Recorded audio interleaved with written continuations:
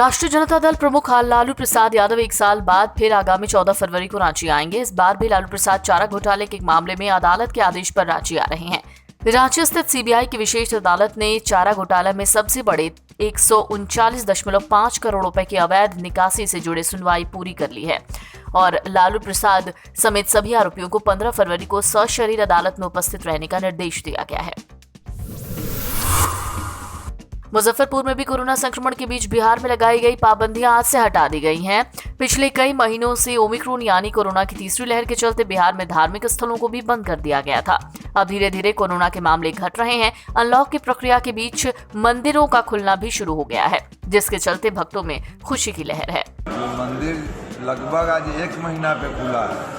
इसके लिए मैं माननीय मुख्यमंत्री जी को और माननीय जो हमारे जिला अधिकारी महोदय हैं, मैं उनको बहुत बहुत धन्यवाद दे रहा हूँ कि कम से कम मंदिर को खोल दिए और यहाँ के छोटे छोटे दुकानदार, यहाँ के जो पुजारी हैं, यहाँ के जो महंत परिवार हैं, उन लोग को बहुत ही ज़्यादा प्रॉब्लम हो गया था। पिछले 3 साल से सबसे ज़्यादा अगर प्रभाव पड़ा है तो मठ और मंदिर पे ही पड़ा, यहाँ के छोटे छोटे दुकानदार पे ही पड़ा है। लेकिन चलिए, बाबा का कृपा बना रहे, यही हम सब कोई का ये है आदेश बाबा का, सब कोई पे ऊपर है। और सरकार का भी ये आदेश है कि कोरोना प्रोटोकॉल को देखते हुए मंदिर में लोगों को प्रवेश किया जाए। तो मेरे मंदिर के बाहर सैनिटाइजिंग मशीन है, बिना मास्क के हम लोग प्रवेश नहीं करने देते हैं। 10-15 से ज़्यादा गर्भगृह में भीड़ नहीं रहने देते हैं। महीनों से बीमार चल रही भारत रत्न स्वर कोकिला लता मंगेशकर के निधन पर गया के स्थानीय चौक स्थित इंदिरा गांधी प्रतिमा स्थल प्रांगण कांग्रेस सेवा दल बोर्ड कार्यालय में कांग्रेस पार्टी, कांग्रेस सेवा दल के नेता कार्यकर्ता का कैंडल जलाकर 1 मिनट मौन रखकर श्रद्धांजलि अर्पित की गई।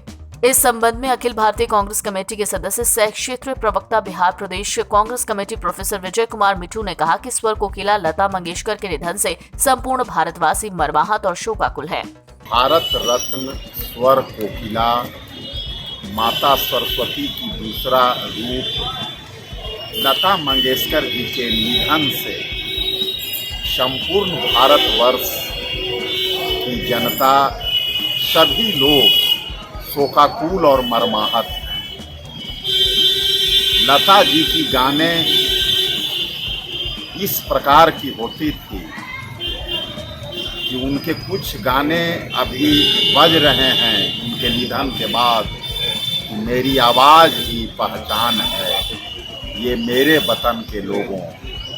ये गाने सुनने के बाद लोगों के शरीर के रोंगटे खड़े हो जाते थे, कंपन होने लगता था।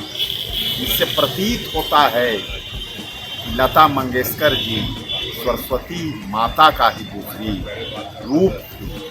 आज हम लोगों के बीच नहीं हैं। लगता है कि उनकी भरपाई बहुत ही मुश्किल है।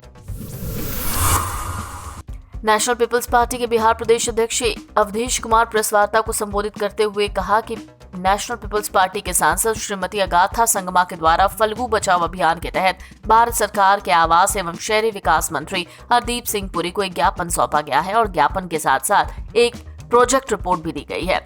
प्रोजेक्ट रिपोर्ट के कार्यान्वयन होने पर केवल फल्गु को ऐतिहासिक पहचान ही नहीं दिलाएगा, बल्कि अपने अस्तित्व से विलुप्त हो रहे फल्गु को बचाएगा भी। मधेपुरा जिले के उदा किशुनगंज अनुमंडल अंतर्गत बुधमा ओपी के नवटोल में 3 बाइक पर सवार 9 आरोपियों ने एक करके 4 पिकअप पर सवार मवेशी व्यवसायियों से लाखों की लूटपाट की। इस दौरान अपराधियों ने दहशत फैलाने के लिए 8 से 10 राउंड गोली भी फायर की, जिसमें एक गोली एक पिकअप के चालक को भी लगी। लूट के दौरान मारपीट में 2 मवेशी व्यवसायी घायल हैं। घटना के संबंध में बताया जाता है कि बिहारीगंज थाना क्षेत्र के मोहनपुर के 7 मवेशी व्यवसायी 4 पिकअप से मवेशी खरीदने मानसी जा रहे थे।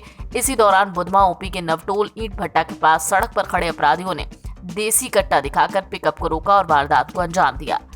हम लोग सर मानसी जा रहे थे हटिया, वहीं पर रास्ता में नया नगर नवटोल के पास विश्वकर्मा मंदिर है और चिमनी भट्टा है सर। वहीं पर 2 मोटरसाइकिल 3 गो से आया, आगे में चला दिया सर गोली, बोला क्या ऐसे मार दिया, गाड़ी रोक को। हम सब थोड़ा स्लो किए सर, उसने चला दिया, बस गाड़ी जो है ना उसके ऊपर भी चढ़ करके सर अब क्या हुआ, साइड में गाड़ी जा करके रुक गया। हम सब उतर करके जान बचा करके भागे सर।